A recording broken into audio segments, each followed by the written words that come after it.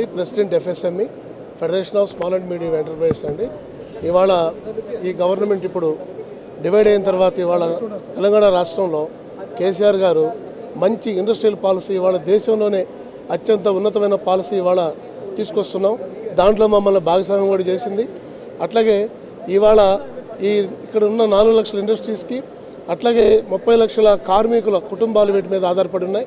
₹1 కోటి ఇన్వెస్ట్మెంట్ పెడితే 24 మందికి ఎంప్లాయ్మెంట్ ఇచ్చేది స్మాల్ స్కేల్ ఇండస్ట్రీ.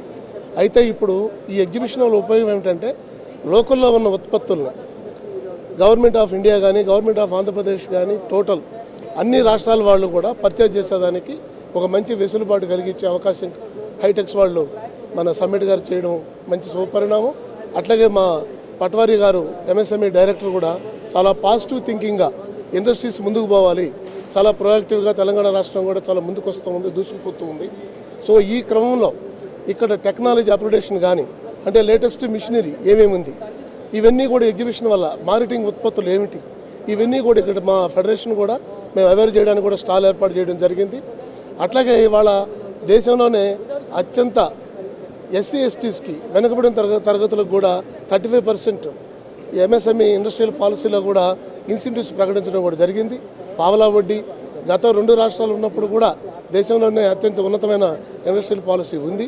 కాబట్టి ఇవాళ ఇండస్ట్రీస్ చాలా ముందుకు పోవాలి. కాబట్టి దేశం మన కల్రాజ్ మిశ్రా గారు రీసెంట్గా సెంట్రల్ మినిస్టర్ గారు కూడా ఇక్కడ వచ్చి ఇక్కడంతా చేయూతిస్తాం, మేము మన తెలంగాణ రాష్ట్రానికి మేము ముందుకు తీసుకెళ్తాము, రూరల్ తెలంగాణ రాష్ట్రాలన్నీ కూడా ఉన్న జిల్లాలను కూడా మేము అభివృద్ధి తీసుకొస్తామని చెప్పి ఆయన కూడా చెప్పడం జరిగింది. ఇప్పుడు make in India, made in India అనేది కూడా మన నరేంద్ర మోడీ గారు ప్రధానమంత్రి ఆయన కూడా ఎంతో ముందు చూపుతో గతంలో ఆయన ముఖ్యమంత్రిగా ఉన్నప్పుడు MSME సెక్టర్ ప్రయారిటీ ఇవ్వబట్టే ఇవాళ దేశంలోనే ప్రధానమంత్రి కాగలిగే అవకాశం ఇచ్చింది. కాబట్టి ఆయన క్లియర్గా ఉన్నాడు ఆయన. కాబట్టి మన దేశ ప్రధాని కూడా MSME సెక్టర్కి మంచి ఆలోచనతో ముందు చూపుతో ఇటు తెలంగాణ రాష్ట్రానికి కానీ అటు ఆంధ్రప్రదేశ్ రాష్ట్రానికి కూడా ఆయన చేయూతనిస్తానని చెప్పి ప్రకటించడం జరిగింది. కాబట్టి మీడియాకి మేము ఈ మన హైటెక్స్ ఎగ్జిబిషన్ నిర్వాహకులకి మరియు మా పట్వారీ గారికి మా తోటి అసోసియేషన్ మెంబర్లందరికీ కూడా మీ అందరికీ ధన్యవాదాలు తెలియజేసుకుంటాను.